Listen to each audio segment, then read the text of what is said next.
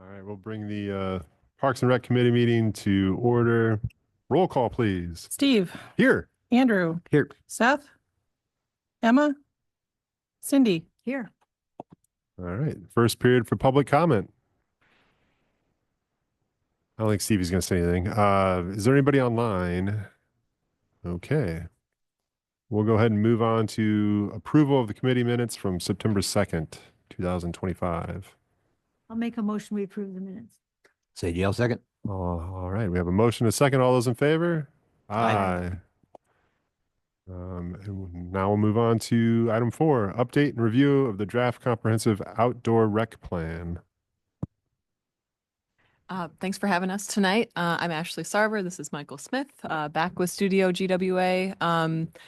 We have been working, I think last time we were here, we had provided the existing conditions report, just kind of sharing kind of the state of things. It's the first part of the report you would have received for the comprehensive outdoor recreation plan. So since then, it's taking all that inventory and looking ahead now. So getting into those goals, actions, putting forth some ideas on that we want to share with you all tonight. So hopefully you had a chance to review, but if not, we're going to walk through kind of what was laid out through the rest of that plan for our discussion.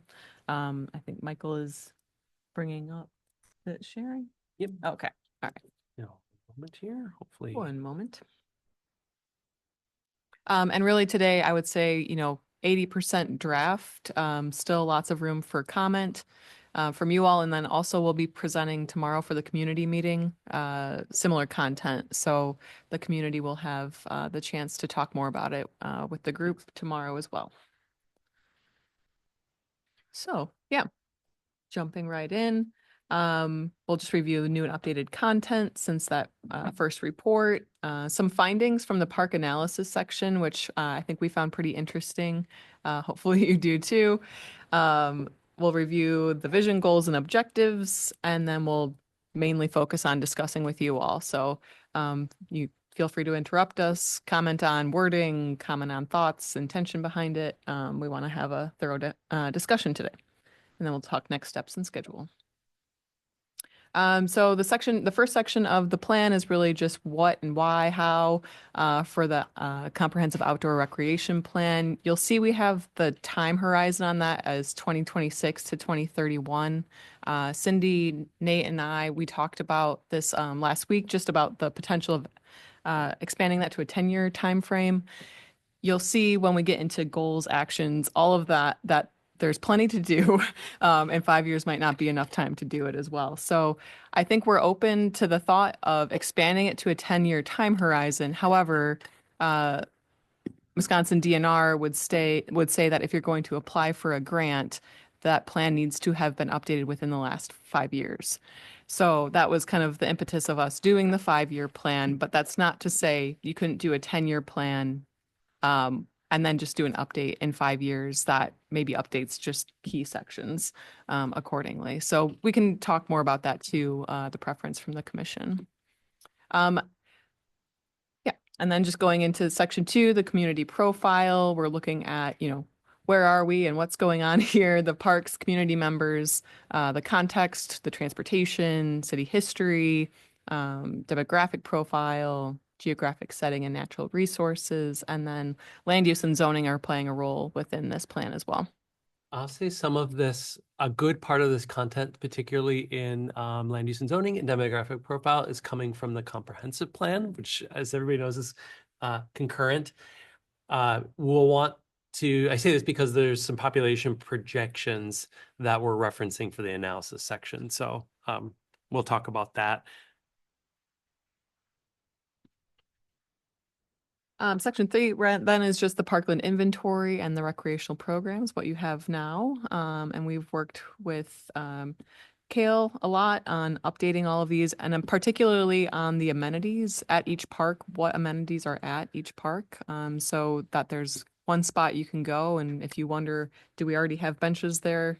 That part of the plan will tell you, as well as the bike ped facilities. Community engagement, really not a lot to update on that. We've been more in writing mode since we last saw you. So the community engagement is primarily finished with the exception of tomorrow night for the community meeting of just getting input from the community tomorrow. And then we'll incorporate that into the final plan document of what feedback we hear from that. Can we just in case, it's at 4 tomorrow is when that starts? Right. Yep. Just in case, Yeah. can get the word out. 4 to 5:30 tomorrow. Yep. Thank you. Do you want to share more on the Yeah. analysis here? Yeah, a handful of slides here related to section 5, which is the park and recreation analysis. This section analyzes city-owned, emphasis there, park facilities, comparing the level of service against National Recreation and Parks Association guidelines and peer communities. You'll see a couple things here. Undedicated, meaning like Hanson Farm development, and privately owned parkland such as Prairie Wind, Hubbard Hills. It's not included in this analysis. We'll bring it in for some implications in subsequent slides. So you'll see a handful of analyses that we run in these bullets.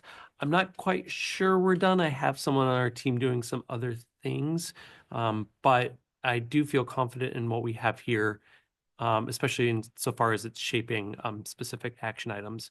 I'll also note we're saying NRPA guidelines. Some plan precedents will say like standards. Those that was a kind of a core function of NRPA until like 2019, and they found those to be especially onerous for smaller communities. And so they're usually called guidelines or recommendations. Even recent plans will still call them standards. It's nice to have something to compare against, but they are really encouraging municipalities, especially local, small municipalities, just to do what is best, but it feels like it's nice to have a baseline. So, cool. So for reference, when we're talking existing city-owned inventory and the classification therein, you'll see there are 13 parks total, and the classification column is based on NRPA's classification, of which the city we feel has 4 designations. This was all discussed in the existing conditions report from a couple of months ago. And also we thought, I know this is a little hard to read, but in previous map displays, we've shown the school-owned facilities, privately owned facilities, county-owned facilities, and state-owned facilities as well. City-owned ones are here. They're just a little difficult to see spatially, but they're also included on this table here. So this is just here for reference if we need to get back to it. The first analysis we ran was the acreage recommendations comparison, which measures the city's parkland against this population and expresses it in acres per 1,000 residents. And then it also segments by the NRPA classification, which is what we talked about in the previous slide. So the total acreage here breaks down as 24.3 acres per 1,000 residents, which exceeds the recommended acreage just under the all classified parkland. Far exceeds it. And then from here, you're just looking at to make sure your classified parks are in range. There are a lot of mini parks here in Viroqua, which if size is a primary factor there, then yes, that fits the bill. Neighborhood parks, I think it's important that that is within range, and it's okay to skew towards that 1 acre given the size of the community. Community parks are slightly under range, and we'll talk about this. Right now, the only community parks that are designated or classified is the Park Bowl and Eckhart, right? So that falls just under the recommended acreage. But again, I'll say this probably ad nauseum, between city-owned, county-owned, and then privately owned facilities like Prairie Wind and Hubbard Hills, the latter of which could be construed as a community park under some criteria. You might find that that's actually in range just fine. But for the purposes of city-owned parkland, we're saying it's slightly under. The takeaway here is that your level of service is largely in the recommended range and is pretty good, especially given the community size. So just quick question for clarification. You said in the earlier document that undesignated land was not yet included in this analysis? That's correct, even in this. So like the former City Hall, Hanson Farm. Okay, go ahead. Yep. Even like the Dregney lot, which that's not even included in this as well. Gotcha. Yeah. Gotcha.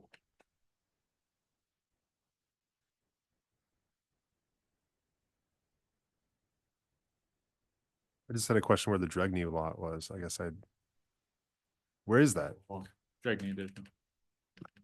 I can't remember the streets offhand. What roads are it, Kale? Yeah, Abbey Edition, I guess, yeah.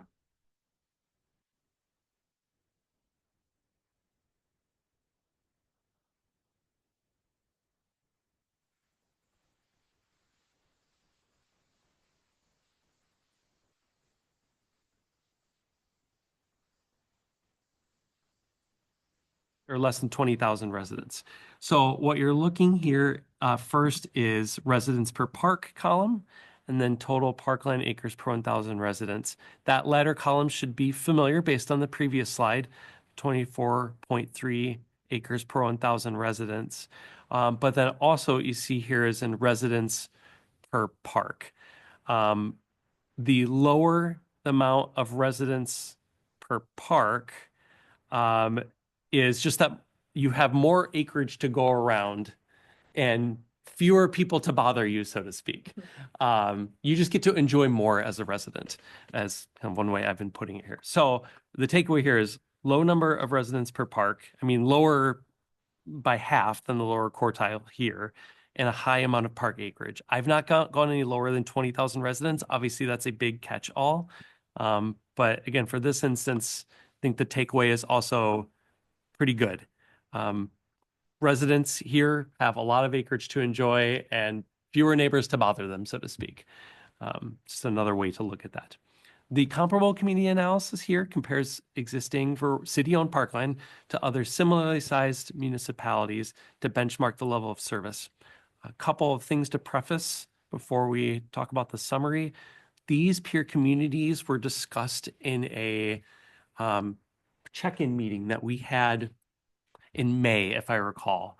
And what we did is just looked at city websites that are listed here and then kind of took open data, either the cities that publish them or just OpenStreetMap, and kind of calculated the acreage of each respective park. The key thing is making sure that it's city-owned parkland and not owned by another entity. So the number of municipal parks owned by the city, 13, that exceeds comparable communities here. And then the residents per park and parkland acreage, again, per 1,000 residents, offers a favorable parkland per resident. So the takeaway here is that you have, again, an ample number of parks and an ample amount of acreage that exceeds peer communities. You'll see familiar numbers here, acres per 1,000. Which is good, is high. Now the outlier is Prairie du Chien that owns parkland, pretty substantial. I can't remember the city. There's two, and it's hundreds of acres. If you take those out, that number goes down pretty substantially. So I can't remember that offhand. But any questions on this so far? As I can go. Why don't I go through this one and the next, and we can talk about it. This slide is a recreation facility development recommendations. So this is evaluating city-owned parkland facilities against NRPA recommendations for communities under 20,000 residents.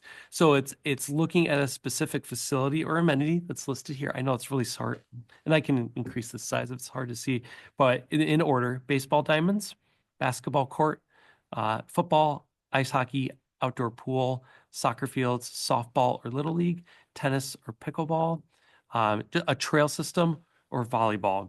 And it will express that in a number of units per population. The next column is Viroqua's population, according to our Esri estimate from 2024. The number of units needed according to NRPA, what's in the city-owned park system, and then does it basically meet the criteria? That's a long explanation. The short of it is the green is, yes, it meets the criteria for the population, but here is, no, it's accommodated elsewhere. I don't think anybody would expect the city of Viroqua to build their own football stadium or field. That is obviously met through school district facilities in basically every community. But so the orange here is just no, but accommodated elsewhere. So ice hockey is met through the community arena.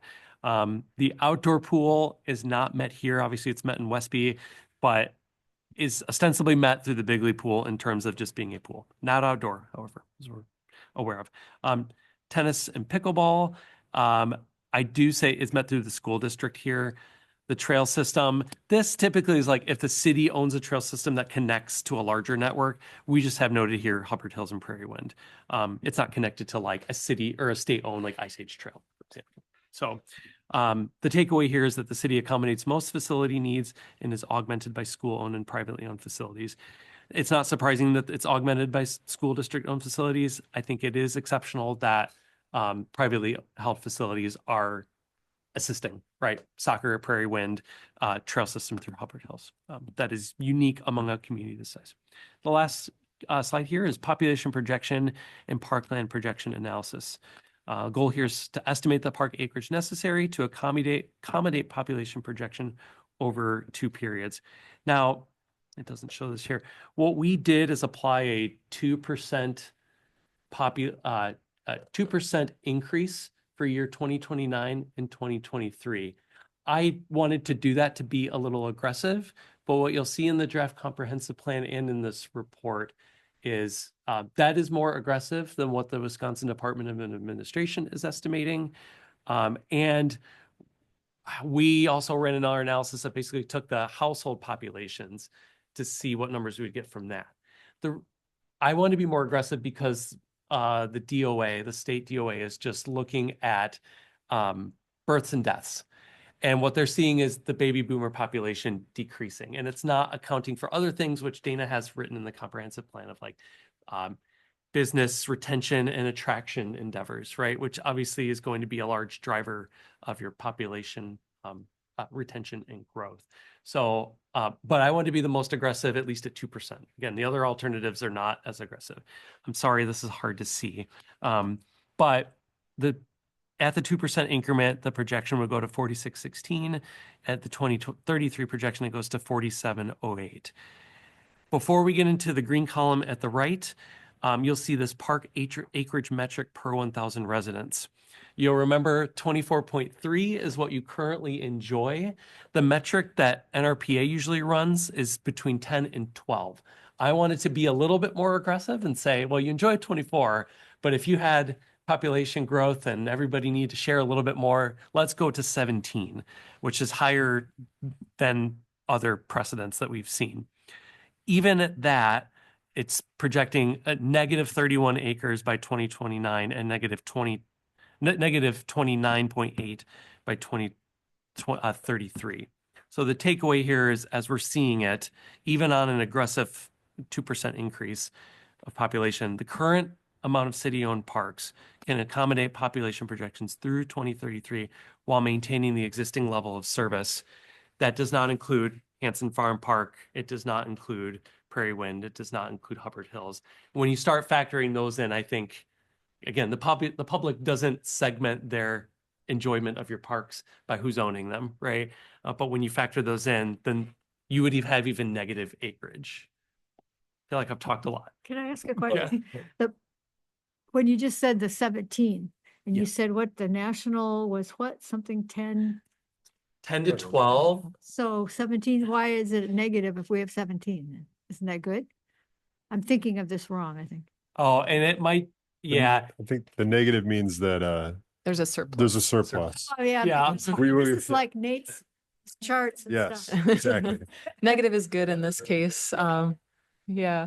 If it was to 10 or 12 acres, or if that park acreage metric goes down to 10, 12, then your surplus goes up to like 61 or 63, if I remember right. So, but your population doesn't, that number doesn't mean anything to them, right? Because like at this point, the number of 24.3 acres, like that's what people enjoy at this point. Now we could get into like, you know, like concentration and usage and what folks are enjoying. I'll also say the publicly owned portion of the golf course really skews that data, right? So it's not like kids are going to play in the golf course. So I'm mindful of that. Yeah. I question about the fairgrounds, because the fairgrounds actually is in our city limits, but it's county property, but Mm. there is green space there that I do see people use. And the track, I feel like I see people walking their dogs and stuff. Not a lot, by no means a lot, but it's like I didn't know if that was included in privately owned Mhm. acreage or whatever. Cause like, That'd be within our county owned, right? So it's not Okay. within Is the it- metric here. okay. Yeah, but that's so- a good point, because what happens, and you've seen the existing conditions report, like there are some things we give preference to city-owned facilities for the workup of like classifying them, right? Because that has implications for what we're doing here. But you will see in the map in the report, I think that's the only county-owned facility in city limits, like into the planning area too. So like Sidey Hollow is not even in like our jurisdiction for planning. So Hubbard Hills is, but again, not city-owned. So I'm not sure if it matters or if it's not some way related to the county, but the fairgrounds is actually owned by the Vernon County Ag Society. And I don't know if they're tangentially related to the county. I don't know if Yeah. it matters at all, but just for a point of small clarification in case Yeah. it matters. Thank you, Nate. make a note to check that. I just want to make sure the map is right too. Thank you. Run it by the person. So yeah, I know that's a lot. I just thought it was really important because that does shape what you're seeing in the vision and goals. Slides. So because the Viroqua, the 9 holes that the city of Viroqua owns of the golf course is such a large acreage, would it be worthwhile, and that it would skew the data, would it be worthwhile to pull that out and then see what happens? So what we did then, I think that was what was important for us to then segment by classification Maybe we're as getting well, because all 13 parks are going to fall under one of these 4. And I think the parks that obviously people are frequenting the most are going to fall in mini park, neighborhood park, community park. What you'll see in as a recommendation to meet we can argue about this, like the fact that the community parks are slightly under range is either officially or unofficially, do you say, you know what, that's fine, but we have other parks that can augment that, such as Prairie Wind or Hubbard Hills. There are certain classifications of like, well, what makes a community park a community park? Like, it should have a regional attractant. It's not just folks within, the adjacent neighborhood district or community. Like, so we added Eckhart Park in there, not just because of its size, but that like, we think Dragon Park is frequented by people beyond the neighborhood, and that like the music fest that happens there catches a broader amount of folks. I would argue that Prairie Wind does the same thing. It just doesn't under the city's purview, which we'll talk about that. So if I'm catching you right, even though we would pull, like we could pull the golf course out and that would bring our numbers down. We have a lot of non-owned parks that we can say are kind of back to our benefit, right? Like even though the golf course isn't a Right. park in the true sense. Right. Is that Agreed. kind of why you brought those other ones up? Yes. Okay. And that we're classifying accordingly because, each classification runs on its own analyses, right? Gotcha. Like, so it helps with the outliers. Got it. Yeah. For time's sake, I'd like to move to section 6. We can certainly go back, now we're hopefully seeing a plumb line between, the analyses ran and hopefully these next slides. So I'll say this, each of the segments in this section were shaped by commission members during the July 22nd commission meeting. The actions are in draft form. Obviously, it's all in draft form, but we really want to focus on the actions for time's sake this evening. Before we begin some brief definitions, this is a little different than the preservation plan. We do have a vision statement, but then we're changing it up and going into planning themes. 9 of those, I believe. Goals, 11 total. Objectives, and then actions. The vision statement, it's an aspirational statement. It's meant to serve as a guide for the city's park and recreation program and initiatives therein. Planning themes are high-level topics. We are adding them in because we think they're in the purview of the Municipal Parks and Recreation Department, and it's just making sure we're covering our bases for the subsequent goals, objectives, and actions. To that end, there are 11 goals, aspirational statements describing the accomplished state. Objectives, they consist of policies and best practices meant to kind of tie the goals and actions together. Input welcome, and if you think an objective should be consolidated into a goal, or if they get into the actions, I'm still wrestling with that. And then actions would be targeted approach to reach the desired state described in the goal. Again, we're trying to focus on the actions tonight. The planning themes here are access and connectivity, natural and cultural resources, maintenance, sustainability and operations, community health and wellness, education and awareness, funding and resource allocation, park planning and development, and recreation programming. 8, not 9, like I said earlier. This vision statement is a little lengthier compared to the preservation plan. I'll go ahead and read it. And maybe for time's sake, we can table some edits or comments at the end if we have time, so we can limit the actions. Quote, the city of Viroqua envisions a vibrant and inclusive outdoor recreation environment that enhances the quality of life for all community members. We strive to provide diverse and accessible parks, recreational facilities, and programs that promote health, wellness, and environmental stewardship. Through collaborative efforts and responsible resource management, we aim to create safe, sustainable spaces that foster community connections, encourage active lifestyles, and celebrate our unique natural and cultural heritage. Our commitment is to ensure that every resident and visitor can enjoy enriching outdoor experiences that contribute to their overall well-being and the vitality of our community. Unquote. The planning themes, we're trying to kind of weave in some language there, and then in subsequent goals, just making sure there's some cohesion there too. So keep that in mind and scrutinize at the end as time permits. So let's get into it. I think it worked well, everybody, if we just kind of take goals, like each slide as it is, and we'll leave like 2 to 3 minutes for comments. Yeah, that's probably ideal. Just keep in mind there are, if I remember right, 9 goals, 11 goals, and we just want to leave enough time for each. So let's just say 2 minutes. That's okay. So I do not have objectives in here for the sake of time, but we can certainly reference those, and they would be in your document as well. That probably make time go faster. So goal 1, provide safe and well-maintained park and recreation facilities. I'll preface this by saying some of these are, you might see some things that are done or are being done that could be made better. That's pending some narrative. Actions, conduct an ADA accessibility audit of all city-owned parkland facilities. B, conduct a quarterly safety audit. And then C, seek assistance from NRPA on assessment and maintenance regimen for city-owned facilities. And this is primarily just to get like a third-party input on like how to determine what facilities need to be prioritized for maintenance purposes, just to have a little bit of kind of neutrality, best practice behind it. So, but we can write a little bit more in the narrative to describe that. Any questions? So Kale and I, because it's budget season, have been talking a lot about standards of maintenance for the parks and things like that. That third bullet point, when it says assessment and maintenance regimen for city-owned facilities, does that include just like your general park space? Or are you talking about the park bowl office, the park bowl shed, playground structures? I mean, when we talked about facilities, can you help me understand like what does that encompass?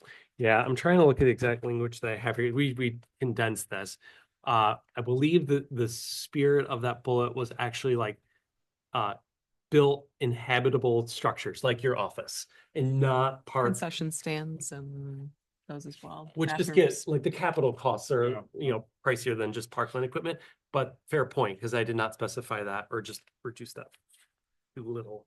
Does it include bathrooms or just, sorry, I know we're getting in the weeds here. Yeah, I would say that would Okay, include the so bathrooms it's that within your the- actual structures that you can have doors on them. Okay. Any other comments? Assistance is money? Is that what that means? Or you mean just advice? Oh, no, that's a good point. No, not necessarily. I think this would either be white papers or best practice, because Kale and the city have NRPA membership. So I would believe that. Yeah, best practices. Move to goal 2. Provide a safe and well-maintained transportation network, especially for people walking and biking. Actions are as follows. Explore trail easements to facilitate access to Prairie Wind Park. Deploy speed countermeasures on local streets near neighborhood parks, focusing on those lacking sidewalks and or crossing facilities. So think like Court Street Park. Update policies and procedures for education and enforcement regarding removal of snow on sidewalks. I failed to put this in here. It's in my presenter notes. The items with an asterisk are taken directly from the bike ped plan that Tool Design produced with y'all. It just felt important to put those right in rather than saying like reference key actions from the prioritize enforcement of winter maintenance of walking routes connecting schools and parks, and then create a policy for winter maintenance of trails. There's not a lot of narrative in the bike ped plan regarding those, but hopefully they're fairly straightforward. And I have the objectives handy too, if we need to talk through those. What's a 10-minute walk shed? That was in the objective. Yeah, good point. So that would be, you're thinking of a trip, any trip you make, you have an origin and a destination for your mode of transportation, which is walking, to make sure that you can get there in a 10-minute time frame. So the speed of walking is typically 3 miles an hour, respective of age. So some folks will just kind of use a radius, say a 10-mile radius. Some folks will do maps that actually tie it into your network, because as the crow flies, it's not how you and I walk, right? We walk gridded streets and so on and so forth. So that's a more realistic way to do it, which we will include as narrative. We have not done that yet. So. Would this one also include like sidewalks and trails within the parks? Or was that the last one? For what?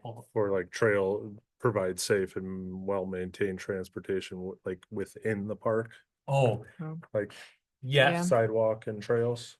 Yeah, I mean, primarily that was our purview, is in like within your park and recreation network. But I mean, yeah, the implications would have to be like citywide too. Okay. So, yeah. And we do have the map from the adopted plan that I'm still working on it, but it will be included as well, because there will be some accessibility implications that we need to run towards that end. So. Goal 3, there's not a lot here. Promote community health and wellness through outdoor recreational opportunities. The only action here at this point is partner with Vernon Memorial Healthcare to pilot park prescription referrals, which is really, just an opportunity for, rather than to give a certain prescription that's just medication, to encourage exercise in a particular parkland facility. So I'd say probably uncommon recommendation, but not uncommon and that this does occur.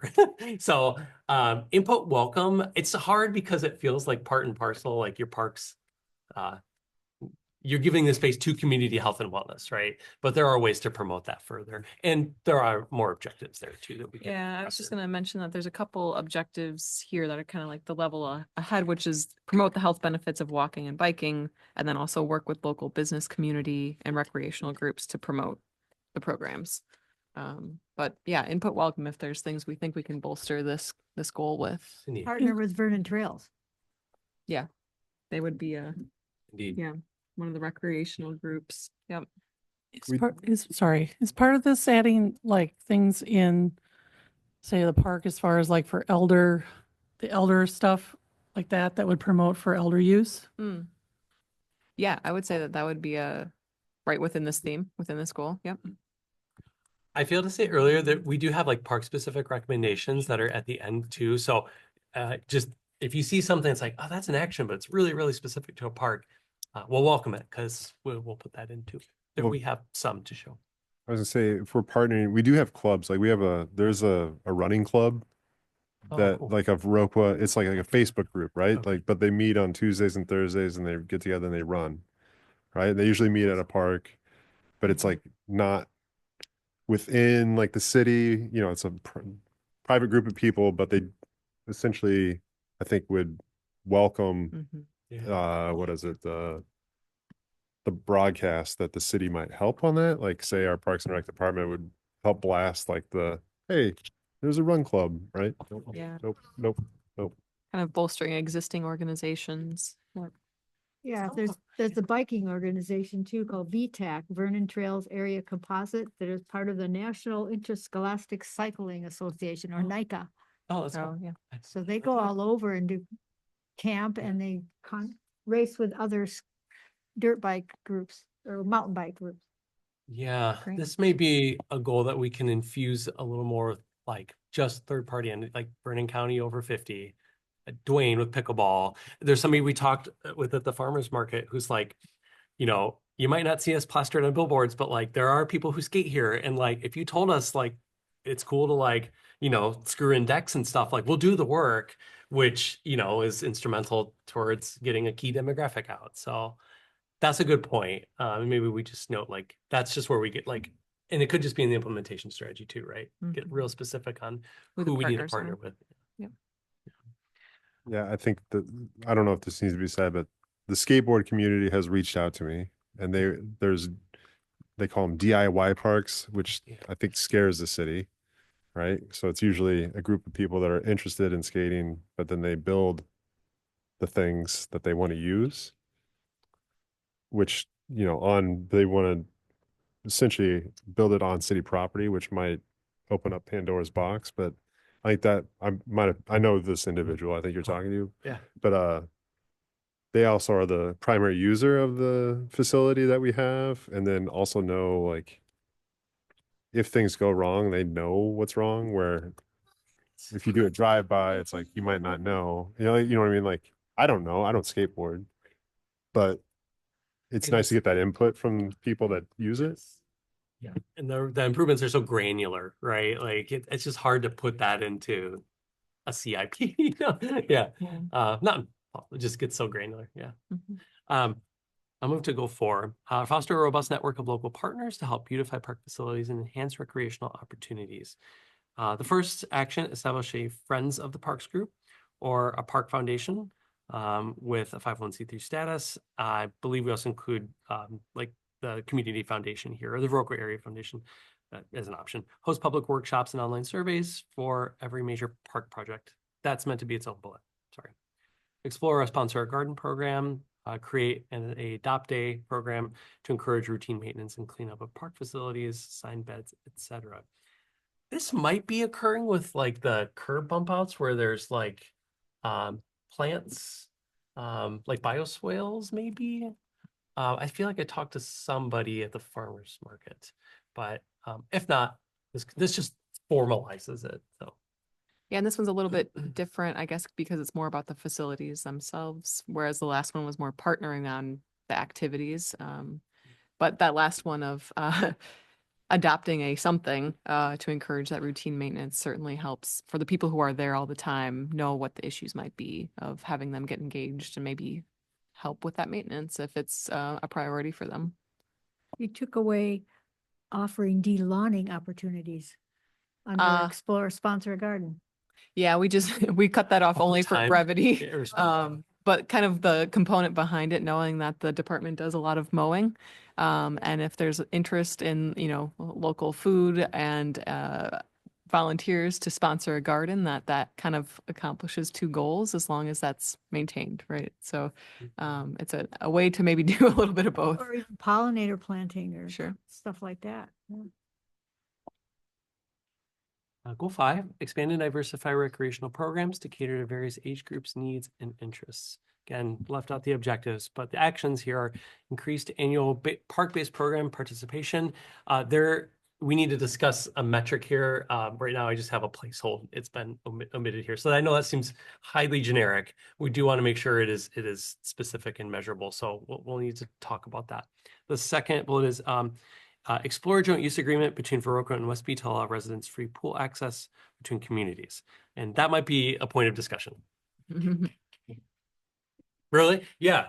Well, and I was trying to weigh like, oh, sure. What do you mean? Oh, Well, no, I think what you're getting at is that if the city contributes to the Westby pool, would then it allow our residents to have a residential rate at their pool? So you're basically not buying the free for everyone. discount. And it makes we tried to do something similar when it came to fireworks. It's like, do we really both need to have fireworks? Or can just one community have fireworks and we all get to enjoy them? They didn't go for that, but maybe they'll go for this. I guess it'd be, you know, free to the residents, but if It's- there is a rate that they're already charging, it should reflect whatever their residential rate is. Yeah. Tree's probably Change it not to like a supposed to- residential Yeah, true. rate Yeah. for pool, like a residential rate for pool access, Yeah. not making it sound Yes. like it's That's free. a good point. Right, Yeah. reciprocity. Yeah, and I mean, this does get into like, what's the ultimate shared benefit here, right? And I think there might be some persuasions for both parties, to be honest. It's not like a shared service agreement necessarily. It is truly a joint use, Not but to go down Pandora's box, but this not just, we just split up bringing Westby and Baroqua Park and Rec kids together into their own, Westby kids go to Westby, Baroqua stay to Westby, and now we're trying to It's blab. not like we're competing in swimming. Not yet. Not yet.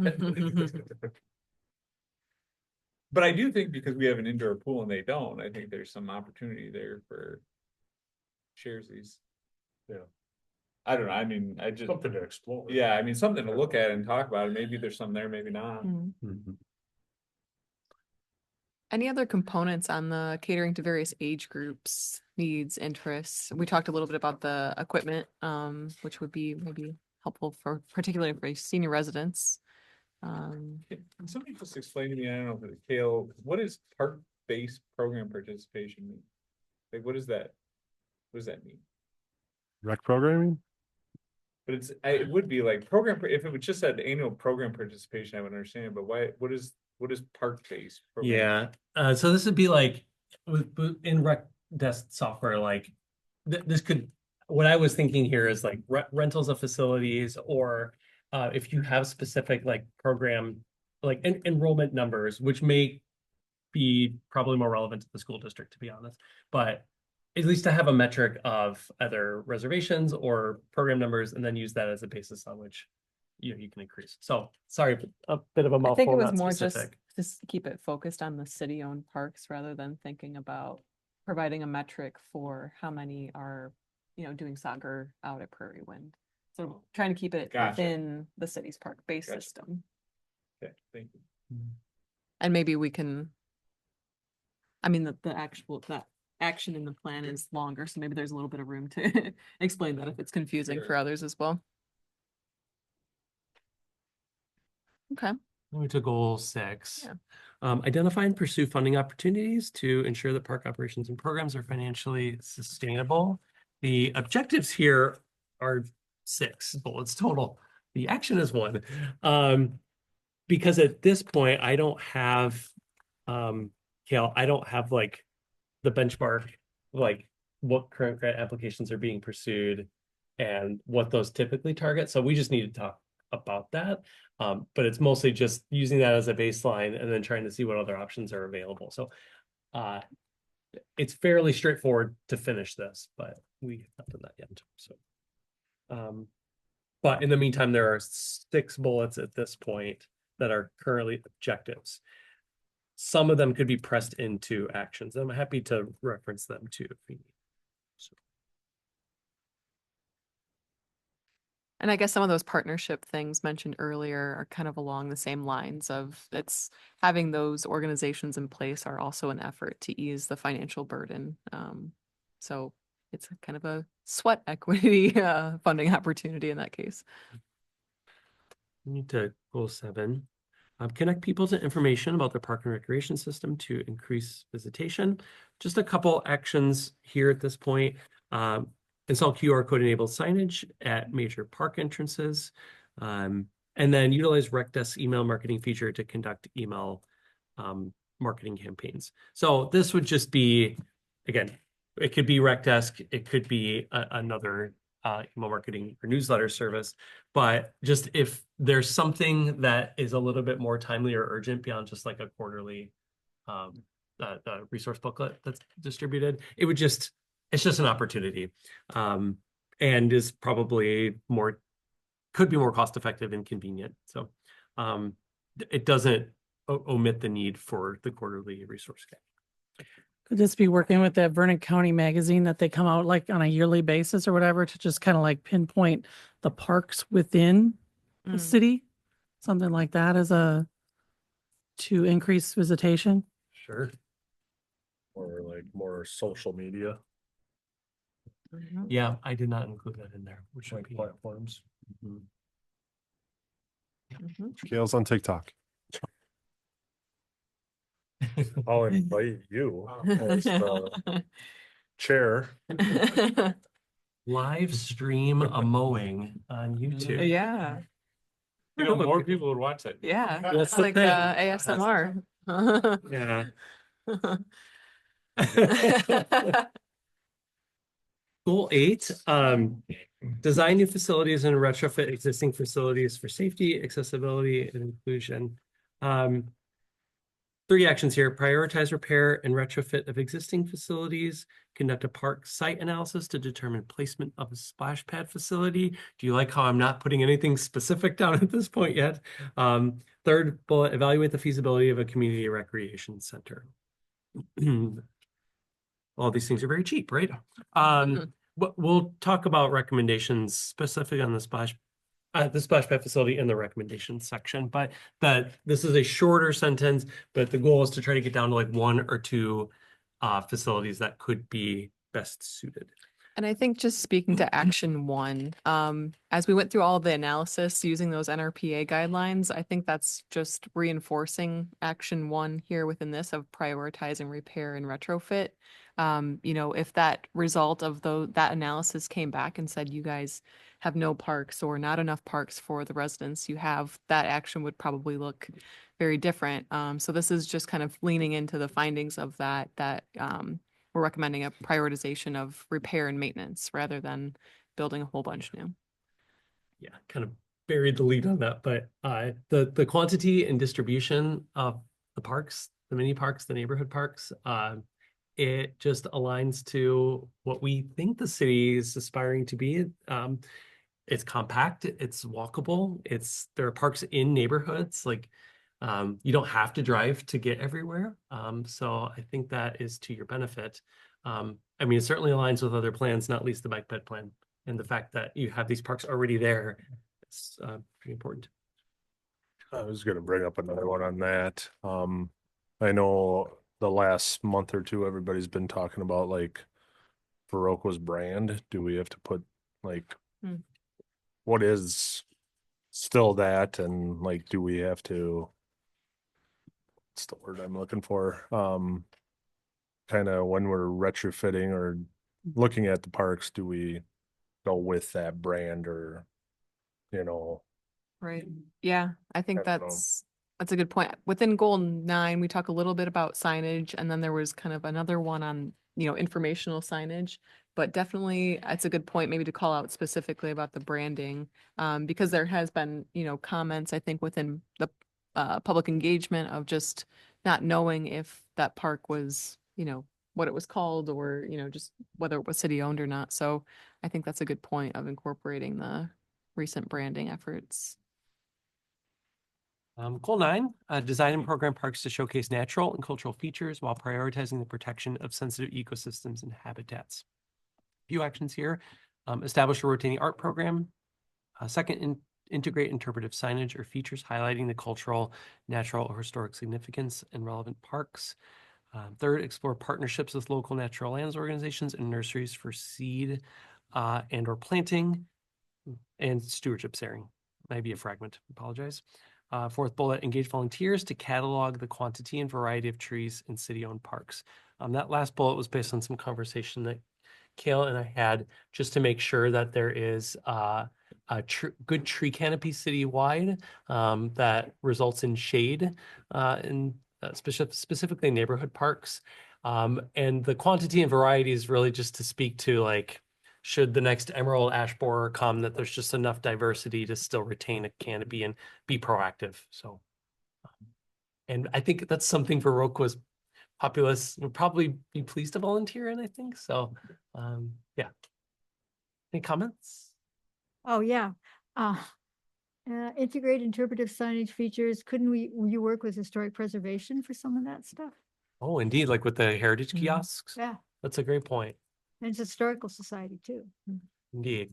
So like, you know, Eckhart Park and the entrance, right? Like that would be, yeah, great way to dovetail that. Let me move to goal 10. Incorporate guidance from municipal plans and review processes to ensure a sufficient amount of new parkland, open space, and natural area.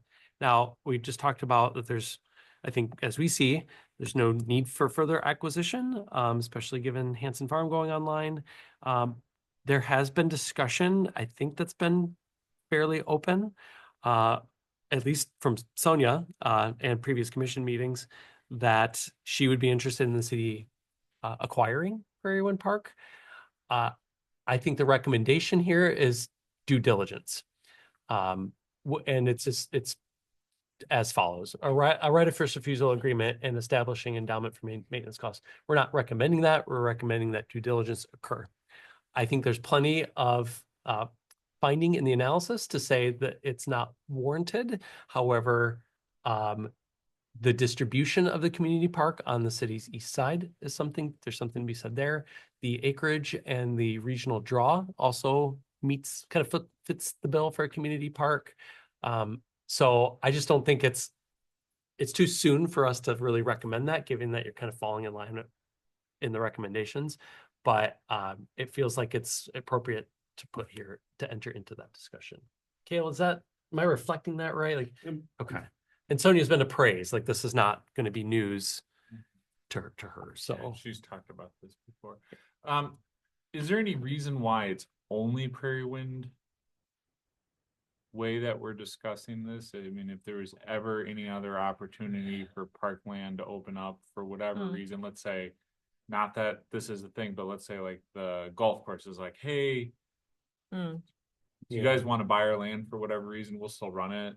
Again, not saying that they are, but like, again, I could see this happening, not just with Prairie Wind, but well, I mean, again, you think about how many different community organizations operate within it, fairgrounds, the arena, like there's just any number of things where we could be approached. And again, not saying any of those communities aren't on good footing and want to be anything other than the independent entities that they are.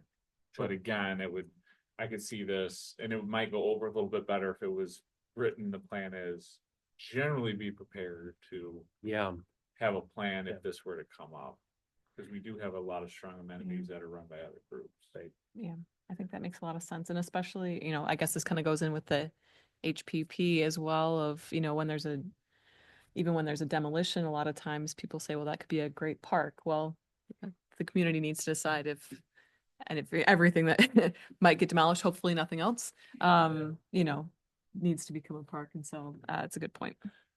I like that idea. And then we can, it's not been in this presentation, but like, in addition to the analyses, there's like each classification comes with like a catchment area, like a neighborhood park has a certain radius that comes with it. It's not shown here, but like Viroqua has ample coverage in the existing parks that they have, which is good, because I think if there was a gap on the east side, it might warrant this. I'm happy to keep things general, and that way it's inclusive of other owners.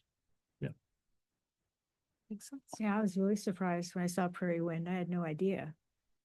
And I think, again, that's based on the classification, the shortfall of the community park space, and given that the park meets the criteria, right? And that she's been open about it. Like, again, I'm hoping I'm not putting something new that's folks haven't heard, but yeah. What's But I'm the also, criteria?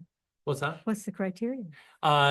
Acreage size running between 5 to 10 acres, and an event or series of events that have like a regional draw beyond a neighborhood park or a mini park. There's some other criteria, but those are kind of the two primary ones. So Is that primarily driven by just the soccer fields that are there? soccer fields and the trails, but it's primarily the soccer fields. So again, when we're dealing in smaller communities, like it's not going to be like large multi-series events like a band shell, right? So I would also welcome the pushback if you're like, oh, that's not really a regional event. We're trying to take some smaller, right size to the community size, I think. But I could be argued otherwise too. So pushback welcome. But I think for now it's a good recommendation to just generally. The last goal. Goal 11, promote administrative excellence through efficient operations, talent attraction and retention, sustainable funding. First, action, consider allocating a portion of existing non-park maintenance responsibilities to the city public works department. Second bullet, conduct a park and recreation survey in 2028. This is just building off the existing survey questions now to keep it fresh. Consider a referendum to increase funding for park-related capital improvements, maintenance, and operations. Fourth, evaluate the feasibility of adding new full-time positions in the Park and Recreations Department. Fifth bullet, assess feasibility of converting current part-time or seasonal positions into permanent full-time roles. Ashley, do you want to comment about the consider a referendum? Yeah, I mean, Yeah. I know that's not a small suggestion, right? That there's a lot of things that will go into that and politics playing a role, of course. But this was one of the pieces that when we did the community survey, people responded that parks were one of the things they were willing to pay more taxes for. That came out in the survey. And then we also know that we have some short staff within the department. So even comparing that to NRPA guidelines, we are a 0.8 person short. I don't know how you would, I guess you could hire someone at 80% time. But you know, that's one of the things that's come forward when comparing to NRPA is that there is some short staffedness of the department. And so one way to fund, of course, is via referendum. I know that's a discussion item worth having with you all.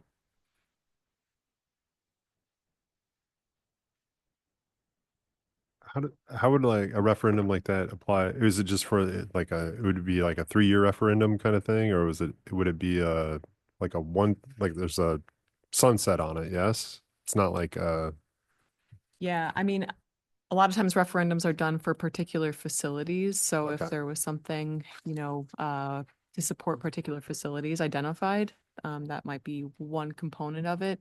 Otherwise, you know, it's really looking at the taxable base of whether you can increase your levy to support parks. If it's for capital improvements, unlike, like, the school district talks a lot about doing a referendum, capital improvements, we don't necessarily need to do that here yet.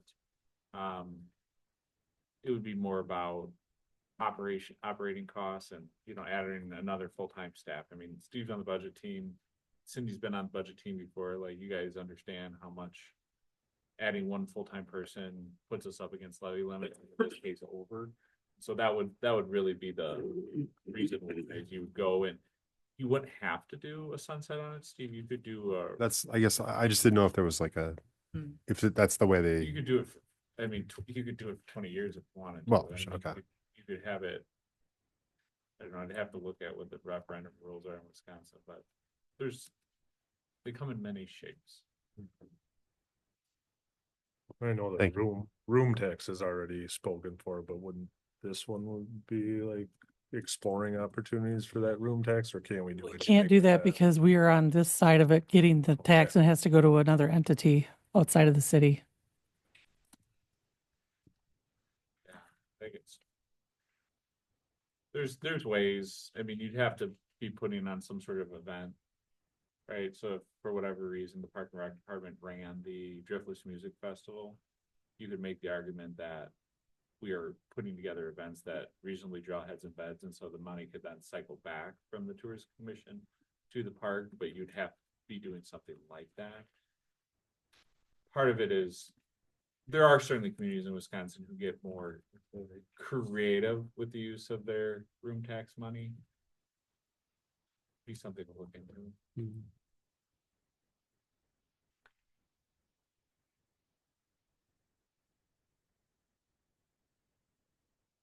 Other thoughts? I think it's goal 11. I think goal 11 is our final goal. I do not have park-specific recommendations in the presentation. They are in the report, and I would, we'll need to talk about workflow. We probably should do that with and Nate via email, similar to the HPP discussion.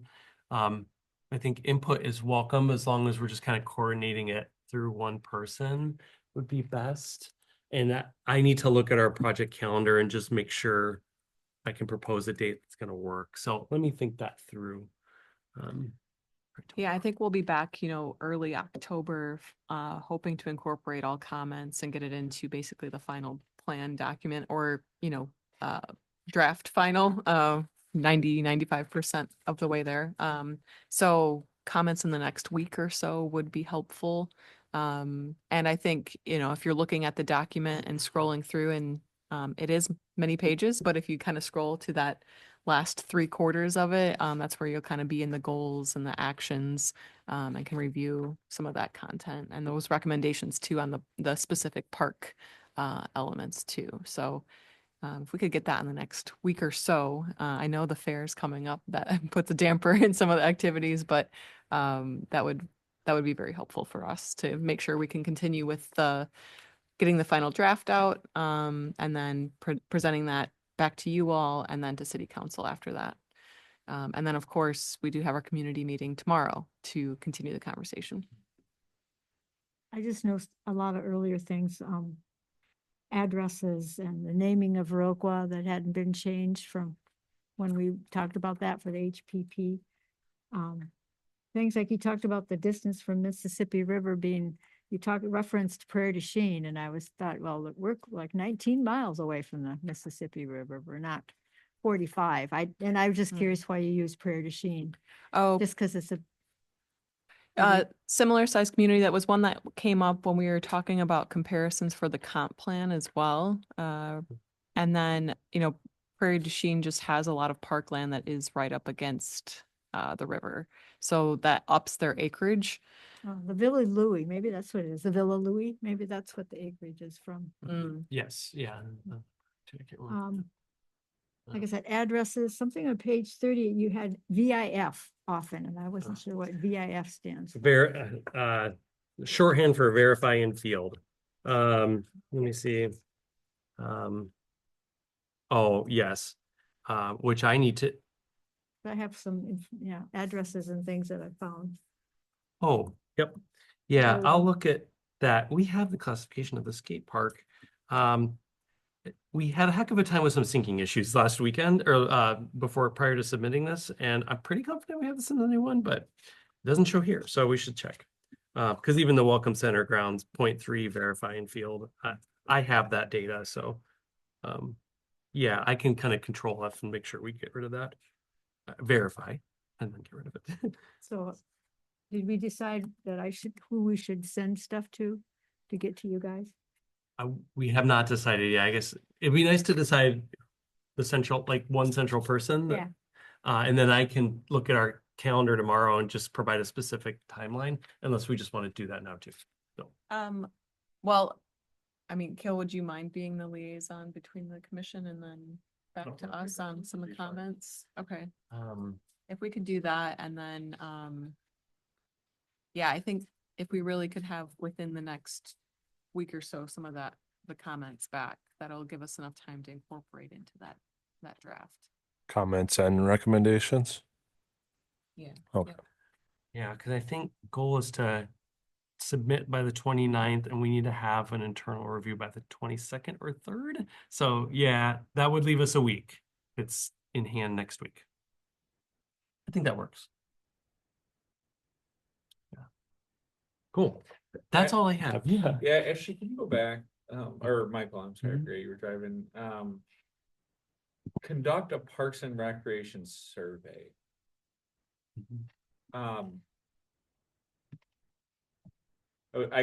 soon as you put the slide up, I saw the word referendum, I'm like, oh, interesting. And then I didn't listen to what you said for that bullet point. Can you just explain what that? Well, yeah, Is that just a general like, hey, Kale does surveys for programs? Is it just saying do some sort of general, what do you think about our park survey?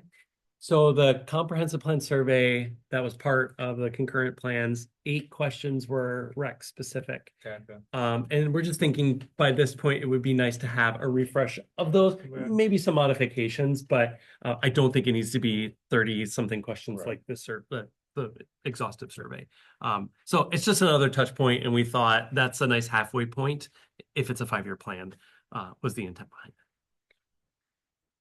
And then if it's okay, Steve, my other question was, one of the key things we've been talking about as a community is the idea of like, where does the splash pad go, right? Like, people are like, oh, it should be over here, or it should be over here. Now, I'm not saying that this plan, maybe it does necessarily talk about this, but we, I think certainly want to be coming out of this plan with like a direction to say, your next step, if that's a key priority for you, is to do blank. I didn't necessarily see it in here like in bright letters, but maybe I missed it, like. I'm just using that as an example. If we have some tangible action things, or like people are asking us about, we want to do a splash pad, it's on the CIP. Where would we find within here some direction on how to get to that point? Yeah. Even if that point is 2 or 3 steps away. Yeah, I guess the question would be, do we need to get a Back to level number down 8. on splash pad? Because I know we've talked like internally of like, well, should it be a short list? But at this, I mean, short of an analysis, I'm not quite sure, but like, I know there's been discussion of given the acreage and its location that like Hanson Farm Park could be ideal. There's also been discussion of like the Welcome Center because it used to be a pool and then there could be a water feature again, but there's not a lot of space there. So And there's horses.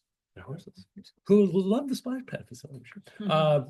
But I think that's the challenge. We just Right. don't know like if there's consensus on any one of those yet. So that's why we kept it, I think, at this Gotcha. level. I think that kind of comes back to the point we talked about for the historic preservation plan too, though, was we didn't necessarily prioritize these actions. Yeah. So they're kind of all holding equal weight. But we know like the one around the splash pad is an imminent conversation. It's happening already. So if you in your review have comments on, as well as like this should be a priority, that would be helpful for us too, to think about prioritizing these. And one way we've done it in previous plans is we've like prioritized the top 3, and then the ones that fall behind that are not necessarily in any particular order, but it's helpful to hear that from you all as well.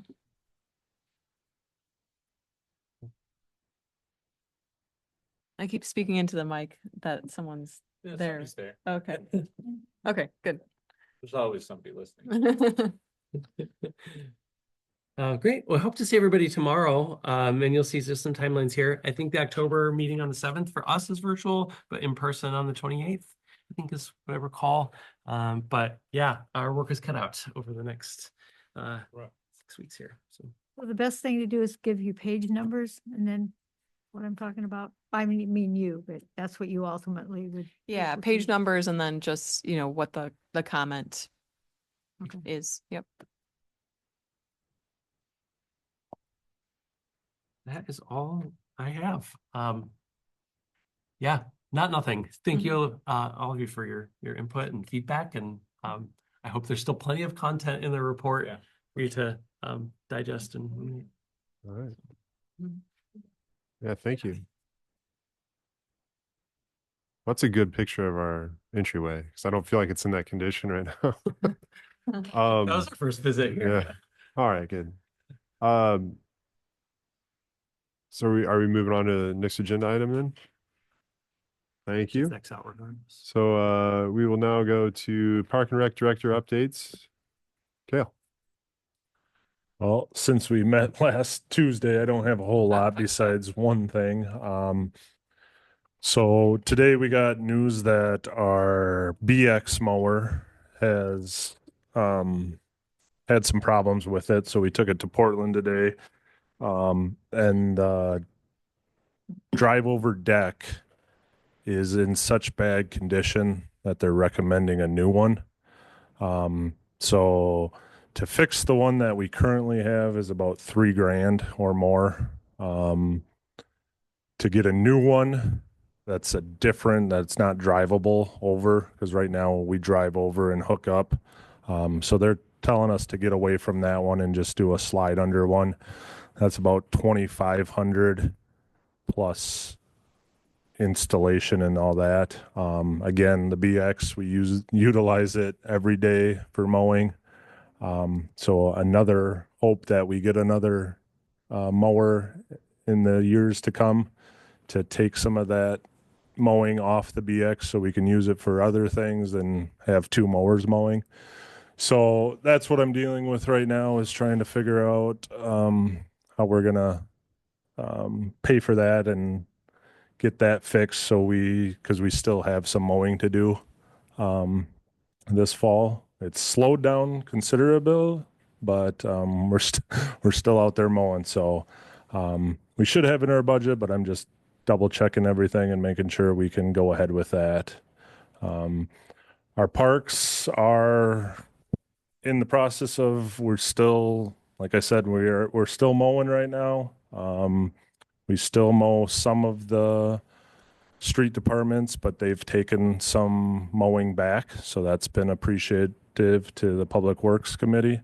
We're still doing utilities, like the lift stations and pump houses. So you'll see us out mowing all that, but we're trying to get to some of those special projects that we didn't have time for this summer, like putting up signs or replacing the volleyball court standards at Washington Park.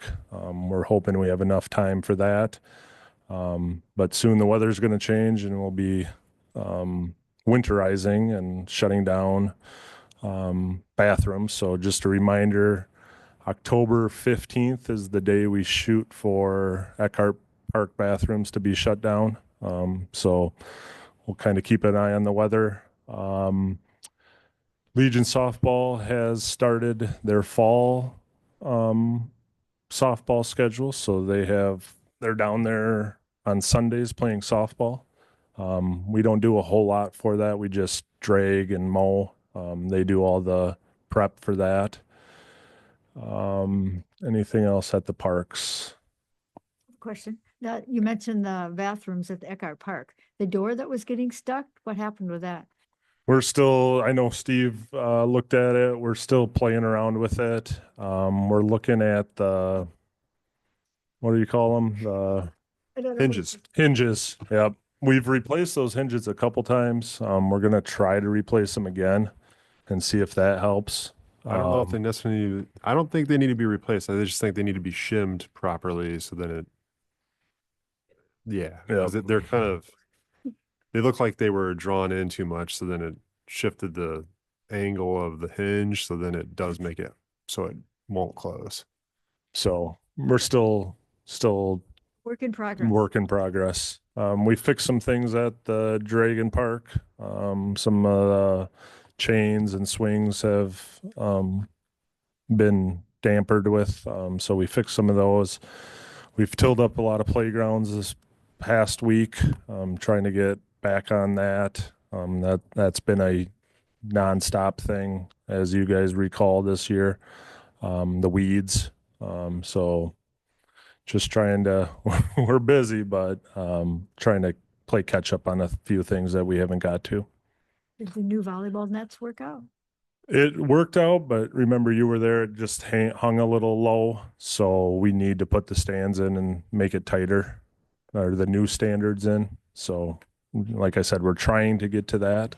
Yeah, no, I just. And once Thank you. the mowing completely stops and the ground doesn't freeze, we'll try to hit some of those things, but Oh, thank you. You did a And- great job. thanks. And then recreation update, not a whole lot. We just, like I said, last week we had our first flag football on Saturday. So that was well attended. He plays. They beat my team in Westby, but it was a good game. But yeah, so what do we have? We had Kickapoo there, North Crawford, and a bunch of Westby teams and Viroqua teams. So it was, the Gridiron opens the concession stand, so we work closely with them. And overall, it was a very successful day. And this Saturday will be our second one and our last one, and then we'll go to the other communities and play. So A lot of people in the stands. It was cool.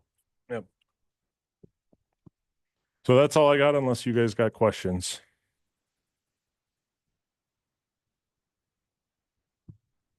Thank you, Kel. All right, second period for public comment. Anybody online, Nate, that would like to make a public comment? If you are online and would like to do that, unmute yourself, and you have 3 minutes. Just introduce yourself, tell us your name and address, and you can do that. I think you're good, Steve. Oh, okay. In that case, looking for adjournment. Make a motion, we adjourn. I'll second. All right, motion second. All those in favor? Aye. Aye. Aye. We're adjourned. Thank you.